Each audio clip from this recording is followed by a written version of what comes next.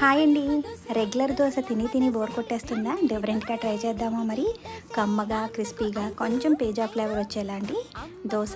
ఈ దోశ చాలా క్రిస్పీగా ఉంటుంది. ఎంతో టేస్టీగా కూడా ఉంటుంది. ఒక కప్పు గోధుమ పిండికి పావు కప్పు బొంబాయి రవ్వ తీసుకుని దీనికి రెడ్ చిల్లీ ఫ్లేక్స్, కొద్దిగా గార్లిక్ పేస్ట్, కొంచెం జీలకర్ర, కట్ చేసుకున్న పచ్చిమిర్చి, కట్ చేసుకున్న కరివేపాకు, కొద్దిగా నెయ్యిని కూడా యాడ్ చేసి వాటర్ పోసి ఈ విధంగా బాగా పలుచగా కలపాలి. దీనికి కొంచెం సాల్ట్‌ని కూడా యాడ్ చేయాలి.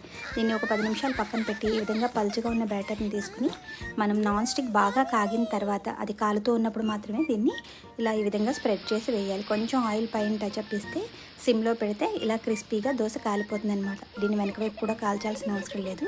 ఎంతో క్రిస్పీగా ఎంతో టేస్టీగా ఉంటుంది. మధ్యలో అవి చిల్లీ ఫ్లేక్స్ అవి తగిలి క్రంచీగా చాలా బాగుంటుంది. మీరు కూడా తప్పకుండా ట్రై చేసి ఎలా ఉందో కమెంట్ బాక్స్లో కమెంట్ చేయండి. నా ఛానల్ సబ్స్క్రైబ్ చేసుకోకపోతే తప్పకుండా సబ్స్క్రైబ్ కూడా చేసుకోండి మరిన్ని మంచి వంటకాలు కోసం. ఓకేనా?